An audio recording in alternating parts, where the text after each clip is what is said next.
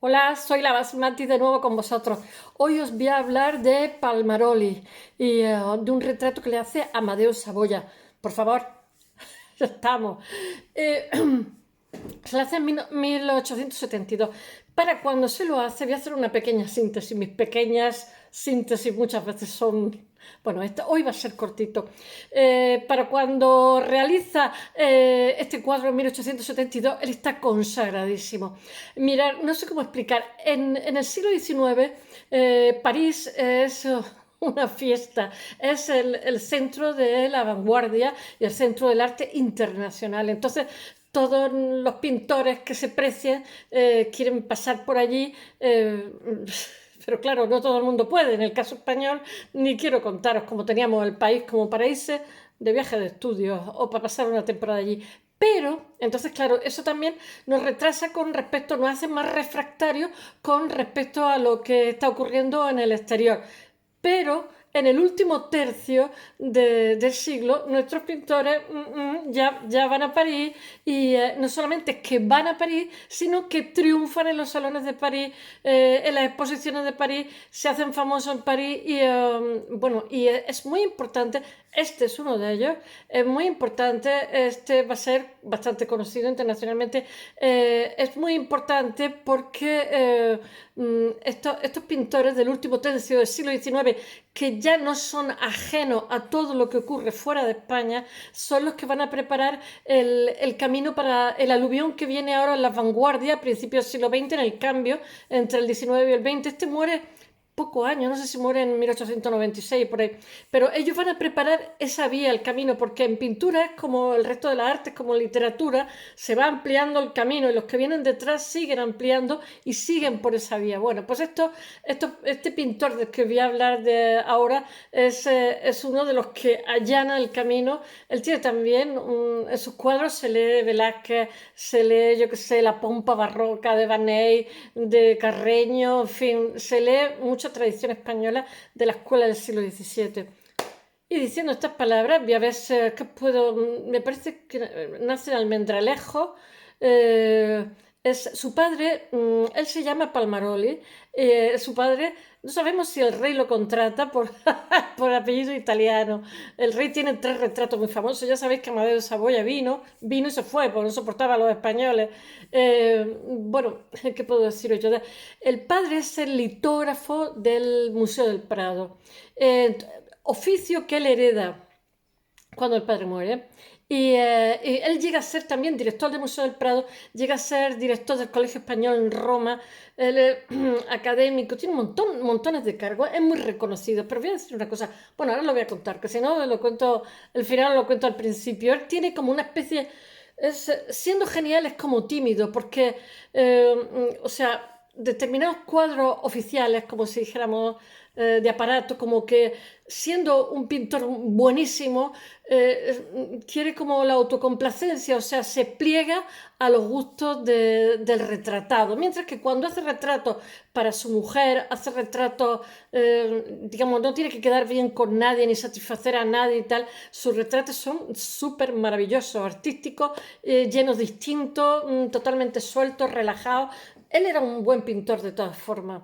Y bueno, de alguna forma, cuando él es recordado en la actualidad por su cuadros costumbristas, en su época también es famoso por sus cuadros costumbristas, pero él es un pintor muy versátil, él es pintor histórico de epopeya, él es un retratista maravilloso. Lo que pasa es que tenemos a Madrazo que como que le hace un poco de sombra y él como que tiene diferentes registros y entonces, como he dicho, cuando hace unos retratos, digamos, más de aparato, lo hace más al estilo Madrazo, y cuando hace unos retratos más de la intimidad de amigos, de su mujer le hace dos que son preciosísimos, pues entonces ya tiene o sea, una forma de trabajar mucho.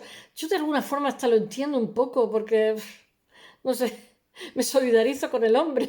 O sea, pudiendo hacerlo mejor, en determinadas cosas lo hace peor porque no quiere como que trabaja para ganarse la vida, pero los que hace para la intimidad son distintos. Bueno, voy a ver si os cuento un poquito. Este señor pasa temporada en Roma, pasa temporada en París, porque cuando está trabajando, el litógrafo del Prado pide una excedencia, un tiempo, me parece que se va 10 años a París. Tiene éxito en París, sus cuadros son muy bonitos, ¿eh? Lo he puesto todo en el blog, espero que os guste.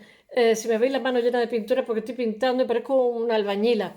Estoy pintando painting, pero pintura fina, o sea, es que ya hacía tanto tiempo que no pintaba que creo que se me ha olvidado. Creo que tengo todo el cuello, todo el cuerpo lleno de pintura. Ay, qué inútil. Bueno, ya sabéis que este pertenece a una generación más cosmopolita digamos, se codea con París, se codea con los artistas, triunfa en el extranjero, etcétera. Bueno, voy a contarlo un poco así general. Entre 1830 y 1840 hay una generación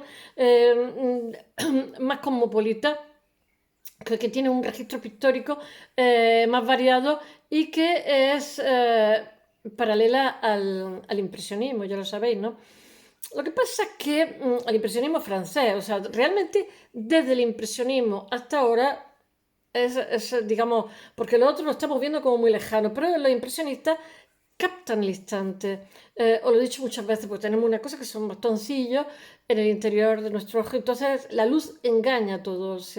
O sea, la luz, una misma cosa, un puente de Londres, pues con una luz del mediodía cenital o con otro tipo de luz, cambia de color, cambia de aspecto, cambia de todo. Entonces ellos se dedican a atrapar la luz. Entonces el impresionismo realmente es, o sea, de entonces a ahora prácticamente, no que sea lo mismo, por Dios, pero es como el punto cero hasta donde estamos en estos momentos, porque ya son totalmente modernos. Bueno, que realmente en Francia hay como... ¿cómo se dice? Bueno, ahora lo contaré, una pugna entre impresionistas, naturalistas, y después lo que pasa es que surge el simbolismo, porque ya sabéis que como se desplazan tantísimos obreros a la ciudad, pues se quedan sin la religiosidad popular. Y entonces, porque claro, se ha hecho una revolución agrícola y ya no se necesita tantísima gente en el campo, y por otro lado, la industria polariza las ciudades con la revolución industrial. Entonces la ciudad es un lugar de pobreza, pero es también un lugar de oportunidades, ¿no? Pero en un momento dado, cuando se van del campo a la ciudad, se desarraigan, viven en condiciones durísimas, digamos, hasta que sacan cabeza y prosperan. Y entonces lo que hace el arte, de alguna forma, en la época del simbolismo, es generar símbolos para que estas personas, digamos, que se han quedado sin Dios, sin todas sus referencias, y que supone una adaptación dolorosa en las ciudades, puedan gozar de una serie de símbolos. Bueno, en esta época tenemos pintores en España que son, digamos, coetáneos, contemporáneos, que son Rosales, Fortuny, como he dicho el otro día, lo conté, Martín Rico, Beruete, Muñoz de Grain, Domingo Marqués. Algunos tengo que leerlo porque no me lo sé todo. Ahí estoy diciendo los más importantes, hay mucho más. Madrazo, Raimundo Madrazo, ya sabéis que Madrazo está el padre y está el hijo. Y bueno, estos son los más importantes de los pintores que hay en España en ese momento. Y bueno, que realmente sus componentes se vienen a hacer famosos, viene en la segunda mitad del siglo XIX, pero prácticamente es en el último tercio del siglo XIX cuando, digamos, ellos se hacen presentes. Bueno, en España están presentes, me refiero internacionalmente, ya son mucho más cosmopolitas, y bueno, pero realmente cuando empiezan a conseguir madurez, éxito, etcétera, en 1860, y el cuadro del que os voy a hablar hoy, que es el General Prim, por este pintor, se hace en 1870 o 71, que él ya tiene madurez artística. Se va a morir en el 90 y no sé qué, no sé si en 96 o algo así, poco antes que termine el siglo. Bueno, realmente es la época de la restauración, porque al ser una época de más estabilidad política, pues favorece también el que haya, ¿cómo se dice?, mecenazgo artístico. Y no sé qué más deciros. Eh, bueno, que los pintores, ya os he dicho, que realmente el siglo XIX, París es el que, lo mismo que después de la Segunda Guerra Mundial va a ser Nueva York, y ahora mismo ya no, porque ya, digamos, se ha dispersado. París es el que polariza todo el arte a nivel internacional, todas las vanguardias, todos los movimientos y tal. Entonces, cualquier pintor que se precie tiene sus miras, sus objetivos puestos en París. Eh, y bueno, que es el lugar internacional de la vanguardia. Pero en España pocos pueden permitirse el lujo. Tener en cuenta que hemos tenido una guerra de independencia, una guerra carlista, que es una guerra civil, que se tienen 8 o 9 años. Yo no sé cuántos golpes de Estado, que eso es morir de amor. Isabel II haciendo represión. 32 gobiernos que llega a tener Isabel II. Una gestión desastrosa. Yo qué sé, una catástrofe. El país estaba mal gestionado. Y entonces, claro, ¿cómo se iban a ir nuestros jóvenes a París a aprender algo de los pintores franceses? Difícilmente. Nadie tenía capacidad económica ni para sobrevivir. Siglo XIX en España es desastroso, es un erial. Bueno, pero, al final del siglo XIX algo se mueve aquí dentro. Está Ginés de los Ríos, como dije el otro día, Institución de Libre Enseñanza, la Ley Moyano, en fin. Hay un afán de progresar por parte de toda la sociedad y ya sabéis que hace más el que quiere que el que puede. Y aquí tenemos nuestros pintores. Eh, pero bueno, que durante la segunda mitad del siglo XIX cambian totalmente las tornas porque hay un afán de prosperar y en el último tercio realmente es cuando cambia totalmente. Hay infinidad de pintores españoles en París y bueno, que así, eso le pasa a Fortuny, Fortuny no, se dice Fortuny. eh, Mi amiga es catalana, Fortuny. Yo al principio de estar en Valencia tenía una amiga que se llamaba Alemani de apellido, decía mi marido, alemán, alemán, no diga alemani, que cateta. Y yo, bueno. Y ya, pues no digo alemán, es Fortuna. Es un dígrafo. Bueno, Remindo Madrazo, Ignacio Zuluaga, Joaquín Sorolla, estos son los del último tercio del siglo XIX. Anglada Camarasa, como no. Y bueno, que estos no tienen ya ningún complejo ni están totalmente, o sea, están totalmente al día y además se hacen famosos. Ellos consiguen fama internacional y, bueno, no viven de espalda a lo que se hace en París. Lo que pasa que como nuestro pintor, que de alguna forma a Sorolla también le pasa siendo un buen pintor, son un poco refractarios a todo lo que está emergiendo en ese momento. Son totalmente ajenos, siendo buenísimos pintores. Eh, mm, Porque todos estos pintores que estoy contando son los que, vuelvo a repetir, preparan luego la vía a los futuros, al aluvión que va a haber de españoles vanguardistas, que van a ser muchos y muy variados y muy buenos. Bueno, Vicente Palmaroli nace en 1834 y muere en 1896. Es hijo de un litógrafo afincado en España, que no sé si se llama Gaetano de nombre, Palmaroli.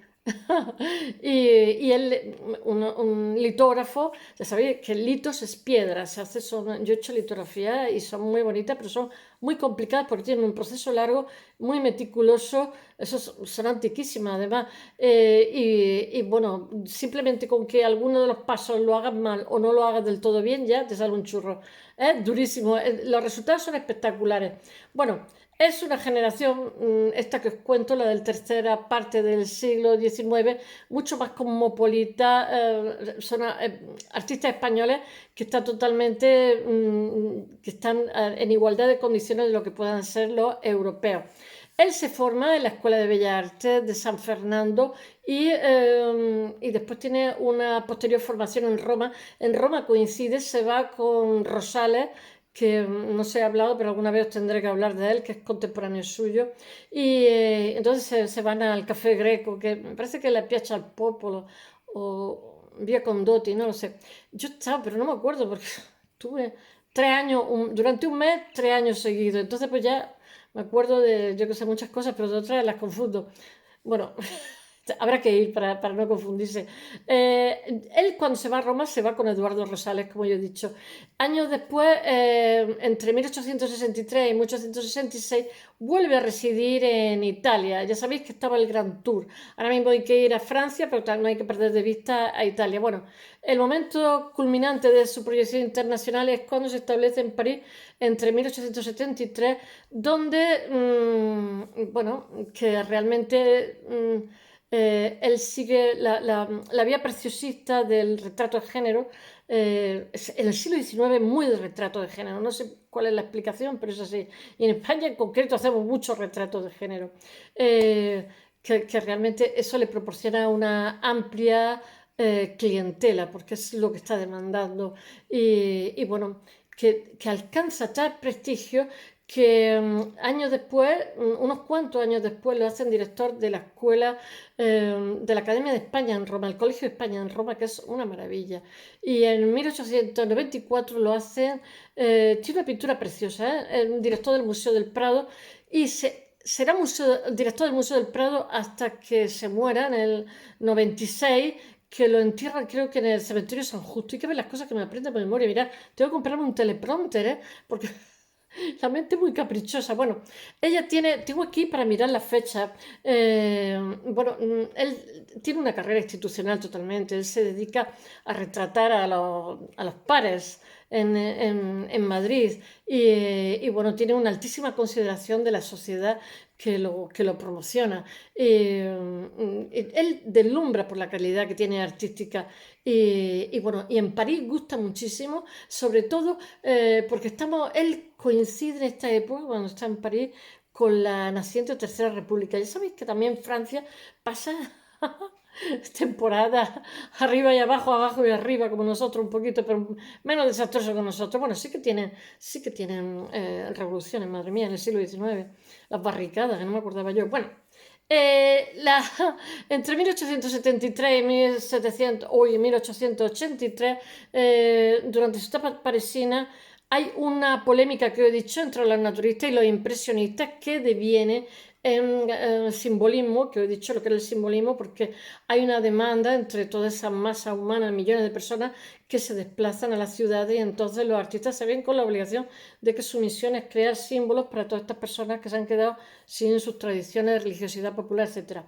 Y bueno, en esta época también devienen, ¿cómo se llaman? Los postimpresionistas, a ver si lo digo bien. Y, y, y bueno, realmente Parmaroli se afinca en una especie de estilo preciosista y es un poquito refractario de todo lo que está viendo en París. O sea, él se pone a piñón fijo con lo suyo y es bueno en lo que hace, pero es totalmente ajeno, no quiere saber nada de todas las influencias nuevas que están viniendo. Bueno, en el último tercio del siglo XIX, que ya está todo allí. A partir de 1860 en París ya están instalándose la vanguardia y tal. El refinamiento, él consigue un refinamiento muy parisino, París de la Belle Époque, es que me suena a Toulouse-Lautrec. Y bueno, pero él, cuidado, él no cae en decadentismo, ¿eh? Su registro pictórico es, como he dicho antes, es rico, porque es capaz, digamos, de pintar en dos frecuencias distintas. Una, digamos, para los que le pagan y otra para los amigos y las familias. Y realmente los que pinta para amigas y familias son maravillosísimos. Lo otro, de alguna forma, lo hace como al estilo, como si dijéramos un madrazo. Bueno, él, como he dicho antes, hace pintura costumbrista, hace retratos y hace pintura histórica. Es una persona, es muy, muy versátil. Y no sé qué puedo decir más. Hoy es recordado por su condición de, ¿cómo se llama? Pintor de escenas costumbristas, que gustaba muchísimo y entre sus contemporáneos se hace famoso por la pintura costumbrista. Pero sin embargo, artísticamente quizás son sus retratos lo más interesante. No se puede desdeñar su trabajo como retratista. Es muy, muy bueno, porque es capaz de ser muy versátil. Pintar como si dijéramos en canales distintos según la persona que tenga delante, sea un par que le está pagando o sea un miembro de su familia o un amigo. Pero sin embargo, él queda ensombrecido, como pasó en la época de Goya también, por los retratos de Madrazo. En parte porque él se mera tanto en agradar a sus modelos que teme defraudarlo y entonces como que pintan lo que los otros quieren ver que han pintado y eso le hace perder artísticamente que él tiene más capacidad, más potencial. Y bueno, que en realidad se hace como un poquito acomodaticio. Y en realidad él tiene como un doble registro cuando digamos, se enfrenta a un encargo oficial o un encargo de aparato. En el caso este ¿cómo se llama? Amadeo Saboya lo ha hecho bastante bien, es muy bonito. Hay 3 retratos que los he puesto de 3 pintores distintos y el suyo es más bonito. Amadeo Saboya tiene 26 años cuando está aquí, ¿eh? Es un tío joven y manda freír al país. Bueno, le intimida un poco el tener que hacer algo al gusto de una persona y hace un tipo de pintura distinta. Y cuando hace, como he dicho, para la familia y tal, no está como limitado, se puede explayar y ser más él. Bueno, ella tiene 2 cuadros, su mujer que es Sofía Reboulet y de Concepción Miramón, que son una preciosidad. Y sin embargo, entre los encargos oficiales, digamos que él los hace mucho más artificial, está la duquesa de Bailén, el de Gersilia Castilla o el del rey Amadeo I. A mí el del rey Amadeo me gusta muchísimo. Lo que pasa es que se ve pues más embarado que cuando pinta a su mujer. Por otro lado, es normal, ¿no? Este retrato del que os hablo hoy, del rey Amadeo de Saboya, es un retrato de aparato que se llama, pero él no se deja intimidar, digamos, por toda la pompa y boato de alrededor. Y él pone como su sello individualizador, o sea, como estampa como su forma de hacer las cosas, que él retrotrae toda una tradición que tenemos muy española. En la representación de la figura, en el cuadro hay mucho de tradición española. Tiene un toque de Velázquez, de los pintores del 17 de nuestra escuela, que son así, que están imbuidas del barroquismo, de la suntuosidad flamenca, a lo Van Dyck, en especial de Carreño de Miranda, que os he hablado ya de él. Y en 1972, cuando Palmaroli pinta este cuadro, realmente el artista ya está consagrado, aunque está claro, cabe pensar que previsiblemente influye en el encargo pues la simpatía. Tenemos que pensar que es la casa de Saboya, que son los italianos, que puede suscitar al rey la resonancia de su apellido italiano, el apellido paterno. Bueno, espero que os haya gustado. Mañana arquitectura, hoy tocaba, pero se me ha olvidado. Venga.